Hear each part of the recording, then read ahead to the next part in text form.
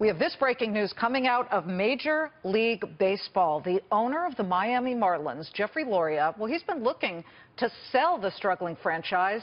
Now, our own Charlie Gasparino has the names of the suitors that want to buy. What name? Now, we should say they want to buy. They're interested in putting a bid. You obviously have to get financing and maybe more partners to do it.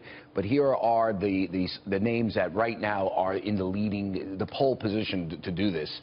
We know former Major League shortstop, Yankees star Derek Jeter is in one group that wants to buy this. Working with Derek Jeter is Greg Fleming, remember our old friend from Morgan Stanley. Oh, sure. One of the best investment bankers in the business. Fleming and Jeter have approached the Marlins. They are thinking of putting up a bid. They are very, very serious about this.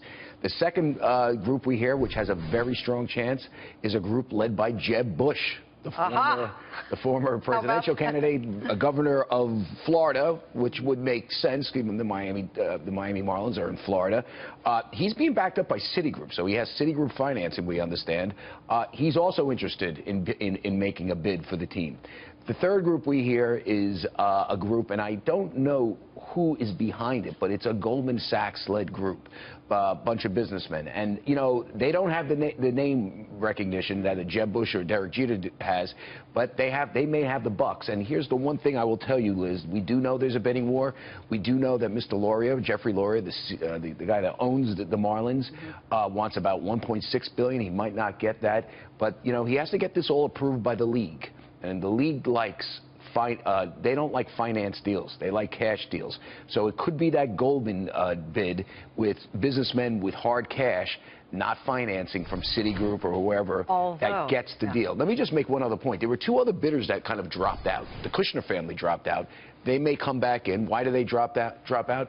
Well, Mr. Loria may get an ambassadorship from Donald Trump. There was too much of a conflict of interest because guess what? One of the Kushners' work is Donald Trump's son-in-law. He's a senior White House advisor. And so 6 degrees of separation. But we understand they dropped out, at least temporarily. Who knows? They may come back in if he doesn't get the ambassadorship. I think it's the ambassador for France. The other one, which is fascinating, we understand that a group that included Mitt Romney, the former presidential candidate of 2012, actually made inquiries here. Now, what we understand now, we have a statement from Mitt Romney, spokeswoman, who says he's not bidding on the team. They dropped out, and I heard they dropped out on price. So that's kind of where the state of play is. We understand. What's the price? Do we know? Or? Between 800 and 1.6. He wants 1.6, Loria, billion. You know, who knows on the low end. We understand that this bid could be done by May, but the situation is fluid. We also understand this, and this is key here. The league doesn't like borrowed money. Now, Derek Jeter is a smart guy. He's a rich dude. Played 20 years for the Yankees. Not rich enough. He's not, you know, Carl Icahn rich. Charlie, Jeb Bush, the same. Right, but not why wouldn't the league go with what you know? George W. Bush in 1999 bought the Texas Rangers. Yep. So the Bush family knows from running Major League ball teams. And let's be clear, the Bush family has great political connections all over the country, including Florida. So, I mean, that gives them a leg up. I'm just telling you that, you know, you have to see the devil will be in the details. The league has to approve this. And Manfred, the baseball commissioner, does not like, from what I understand, leverage deals. So I would say this is the state of play now. It's fascinating that it's Jeb versus Jeter. Yeah. How's that for a fight?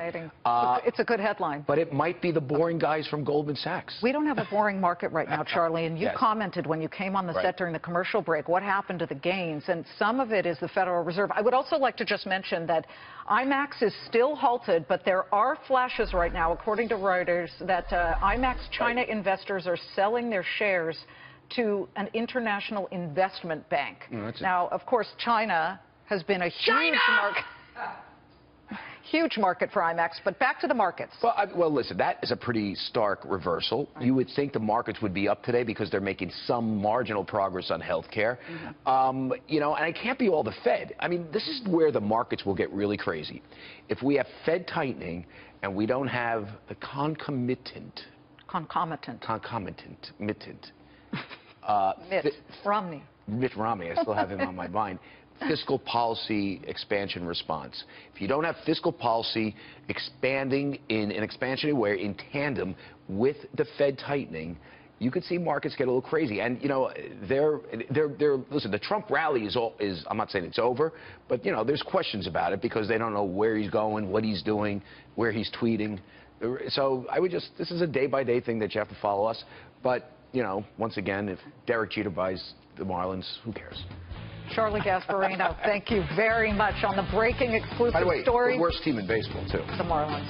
It's scarcity value. No, there's no other teams. So just think the worst team in baseball get 1.6. Indians, the best.